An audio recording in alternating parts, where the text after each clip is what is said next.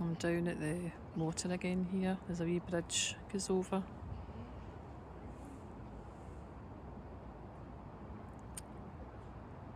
And I go this way and I'm going home from visiting a family member. I don't drive, so I need to walk everywhere unless I get public transport. But that allows you to see a lot more, I think. And to really get a chance to take in what's around you. If you're travelling in a car and the traffic's busy, it must be quite stressful.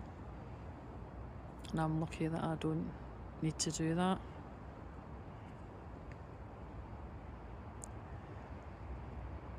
There's a duck just starting to come into view here.